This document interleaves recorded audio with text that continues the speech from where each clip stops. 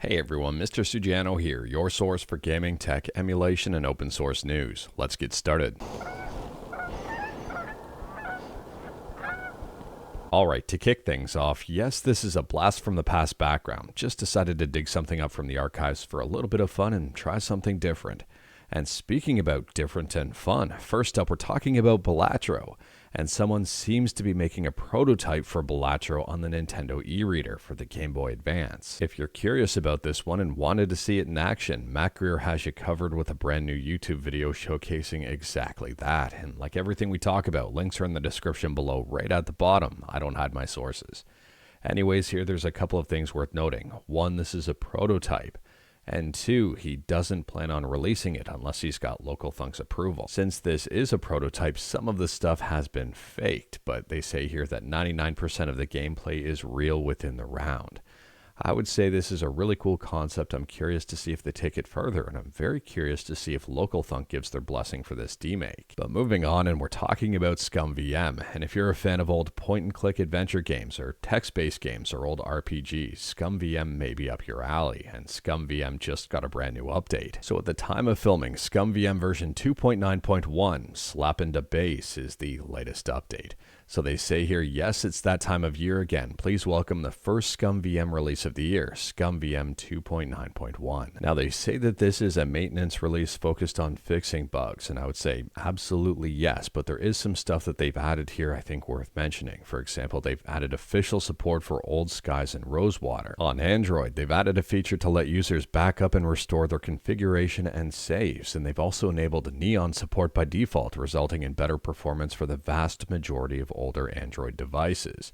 So I would say this is a pretty big update if you are on mobile or Android. And speaking about huge updates, next up we're talking about Starship, which is the PC port of Star Fox 64. If you're not familiar with Starship, you can learn more about it right on their GitHub. And Starship just had a massive update. So at the time of filming, Starship 2.0 Barnard Alpha is the latest update, and there's a bunch of stuff in here. I mean, there's a bunch of bug fixes and a whole bunch of additions. They've added built-in O2R asset file generation to the game. They've added US 1.0 ROM support, JP 1.0 ROM support, and EU 1.0 ROM support. On top of that, they've made this game easier to mod by adding in an event hook system. They've added an option to invert the analog stick Y-axis. They've added in some cheats here like infinite boost and break, laser range multiplier, and rapid fire. And they've added a whole bunch more stuff here. They've improved controller compatibility. They've added developer functionality to disable gamma boost. They've added developer pause. They've added a more appropriate default controller mapping to the game and even more. Like, there's a whole bunch of stuff here. It is worth noting here, like pretty much all of the other N64 PC ports, this game does not include any copyrighted assets and does require a real ROM in order for it to function. And speaking about assets, next up we're talking about AI, and here's a very interesting headline over on Forbes.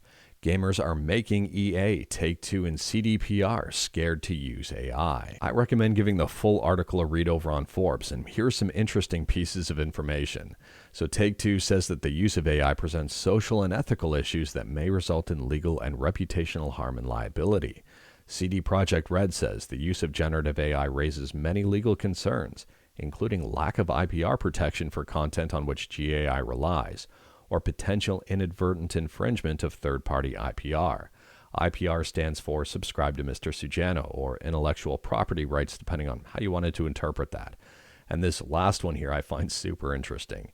EA echoes something similar, saying that the use of AI may result in legal and reputational harm, which would cause players to lose confidence in our business and brands.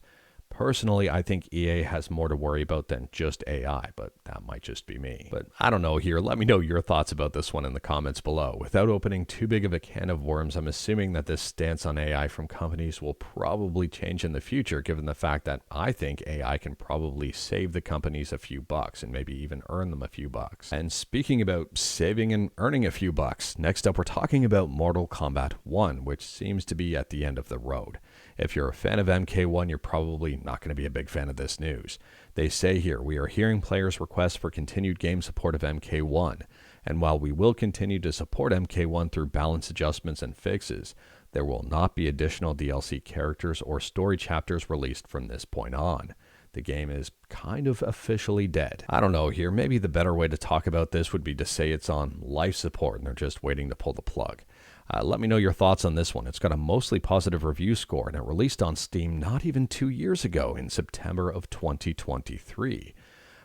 This is a really short life cycle for such a huge game. Now, I bought this game soon after it came out. I mean, I'm a huge fighting game fan, and I usually buy fighting games, both big and small.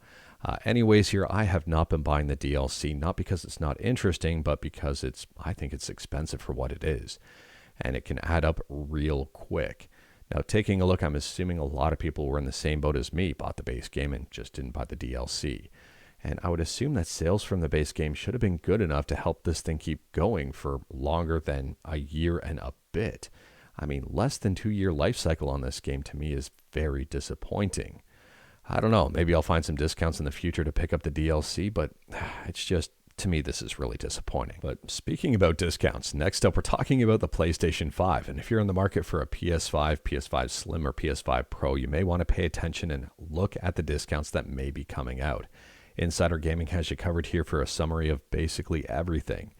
And there seems to be some pretty significant discounts overall. Now, I'm not necessarily sure if these will be restricted to just Europe or if they will be in North America as well, but at the same time here, it seems that there will be discounts up to 30% off. Now, unfortunately, these are just rumors at this point in time. I don't know if this is all encompassing. I don't exactly know what's going to happen here. We're going to have to wait and see, and if these happen this week, we're not going to be waiting too long at all. But I would say if you're in the market for a PS5, you may want to pay attention to stuff like this because sometimes where there's smoke, there's fire. And speaking about smoke and fire, next up we're talking about batteries. Now this is just a PSA. We've talked about it a bunch of different times on this channel. One of the big culprits has been PSPs that have been swelling. Anyways, here it's being reported that Wii U batteries are starting to swell as well. So if you've got an older handheld device, possibly a Wii U gamepad, a PSP, a PS Vita, or even some of those retro handhelds, you may want to keep an eye on the lithium-ion batteries that are inside. They are prone to swelling. However, I'm not trying to be overdramatic on this one at all. I mean, yes, they do have the potential to swell given the right circumstances, high operating temperature, poor storage conditions, and a bunch more. But at the same time here, I mean, I've personally had a number of these things swell, seemingly being okay to begin with. They weren't stored incorrectly at all. My PSP battery swelled. I don't think my Wii U gamepad battery swelled. I've had a number of cell phone batteries swell on older cell phone devices, and just some random electronics that were tucked in a drawer somewhere. So here's a picture of the battery in question, and yeah, you can tell it's swelling a little bit. This may not be the best angle to determine that, but you can kind of see on the Wii U there how it's bowed a little bit, and also here on the label. That is super unfortunate. If you do have older electronics, if you've got an older Wii U gamepad, if you've got an older PSP, double check those batteries. If you can remove the battery until you need to use it and then put it in. I'd rather have a swollen battery outside of a device than swell inside and possibly crack the housing. And speaking about housing, next up we're talking about Google, and Google seems to have found a new home to manufacture their chips for the next number of years.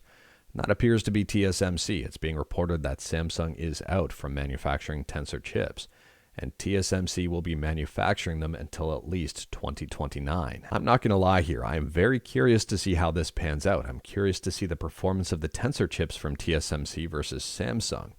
And also, it seems that TSMC is an even bigger monopoly in the smartphone chip market. They're making like everybody's chip nowadays. And last up here, we're talking about Linux. And if you're on Linux and you like to test out the latest and greatest stuff, Linux kernel 6.15 stable has just dropped.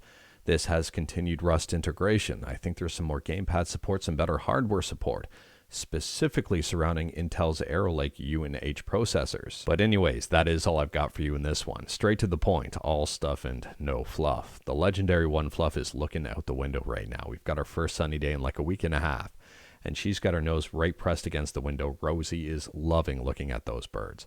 And speaking about sunny days, here you go. Now we've got a nice campsite view, and it's a nice sunny day, and the water is flowing, the wind is breezy, and it's really nice. There are no bugs right now. We talked about a bunch today. Feel free to discuss anything we talked about in the comments below. If you like this video, leave a like. If you didn't like this video, leave a like. Hit that subscribe button. Check out my other videos. Don't tempt fate. Save your state.